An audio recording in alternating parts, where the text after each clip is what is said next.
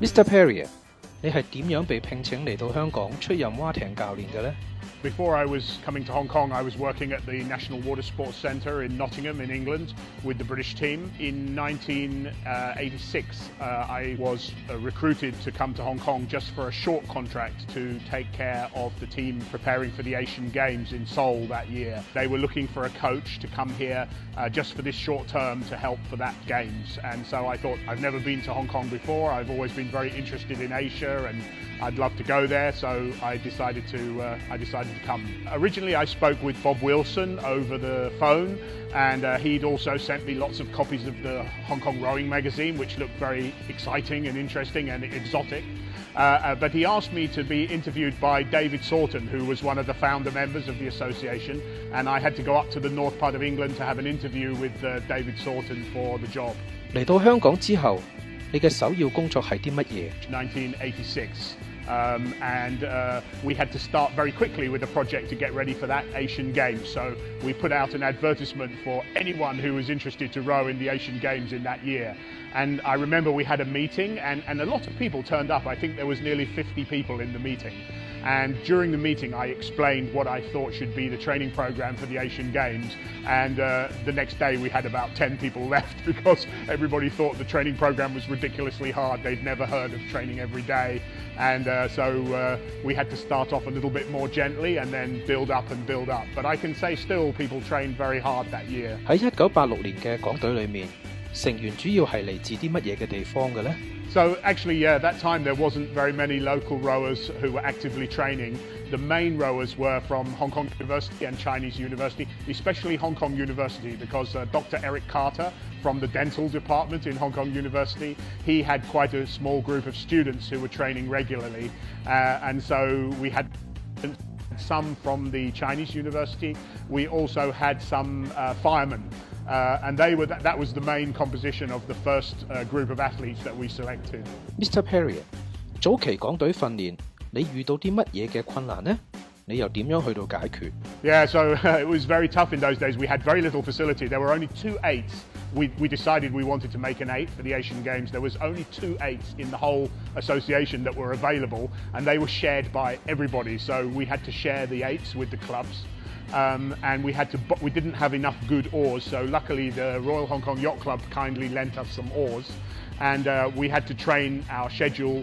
We didn't have full-time athletes, so our athletes had to train either in the mornings or late after work, and a lot of the training was late after work.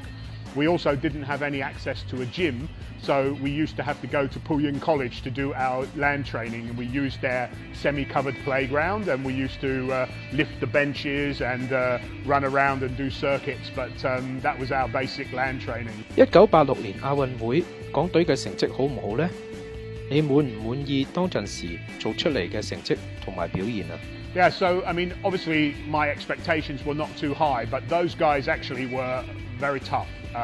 The firemen particularly set a very strong lead. They were already very fit and strong, and they kind of drove it forward, and the students joined in, and actually we had some very hard training. We would train sometimes till 9:30 or 10 o'clock at night. We'd be out on the river in the dark every evening, and they gradually got faster and faster and better, and in the end at the Asian Games we managed to come 4th in the 8. And bearing in mind, you know, Hong Kong had never had any significant results in rowing at all in the past, and you know, for us it was a really good step forward, and I think people started to notice rowing internationally. 喺1986年亞運會之後，我哋係點樣發展集訓隊？而啲成員又係喺邊度揾返嚟嘅呢？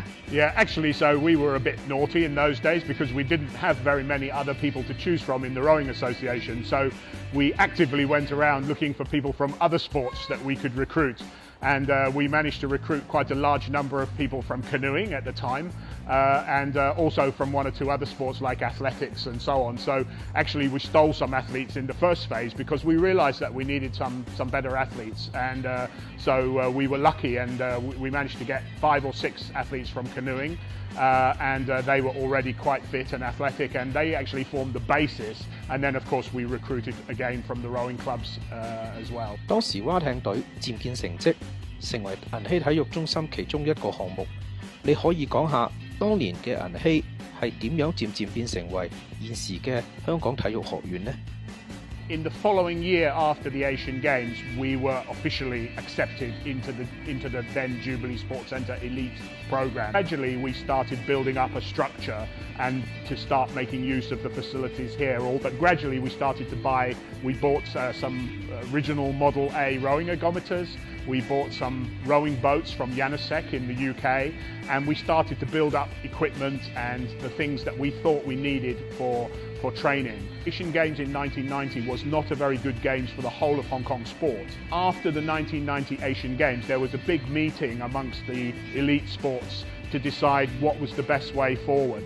And that was the time when we decided really to try and make the Hong Kong Sport Institute had an objective which the Jubilee didn't have before, to win medals internationally, to be competitive, and things started to grow from that 1990 meeting, and we saw a big growth in our performance. And in Hong Kong rowing, we had some really golden years in the early 1990s where, we went to the Asian Championships and won 8 or 10 medals sometimes, a very, very successful period because we were ahead of most other teams in Asia apart from China. 對划艇運動嘅未來發展，你又有乜嘢嘅睇法呢？ I think that we have to be very ambitious, or we have to continue to be very ambitious. Nothing ever stands still.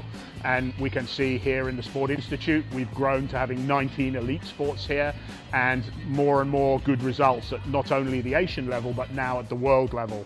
And I think that we can't stand still. We have to continue as an association to be very, very ambitious. We have to keep setting our goals higher and higher and higher. And we have to accept that there are challenges to the future. In being very ambitious, we know that sometimes we may stumble or we may make some mistakes or we may overload ourselves. But I think that that's always been part of the association's philosophy. And I think that, sometimes it's easy to complain and say, we struggle administratively to everything. We take on more than we can chew. But I think this is the way we've always done it. And that's why we have these rowing centres and that's why we have the program that we have. But we can't stand still. I think we have to be world level. To do that, we have to pay attention to the base. If we don't build up a solid base, a good feeder system, then obviously we also can't be successful at the top. So everything ties together, what you do at the base to encourage young generations to take up the sport and what you achieve at the top, it's all part of the same picture. 對運動員嘅發展，除體育成績之外，你認為我哋點樣影響到運動員嘅人生呢？ Yes, I think, when we work with athletes here, we have to have a very broad thinking. It's not just about producing results. And in fact, producing results means that as coaches, we also have to pay attention to lots of aspects of an athlete's life to make sure that they're secure, that they have funding, that they have an education, and that, they're able to deal with the challenges that society throws towards them. But at the same time also, our sport teaches them teamwork, discipline, self-reliance, being on time, things like that, which are things which many companies and in life in general you can use as a basis for your whole future life.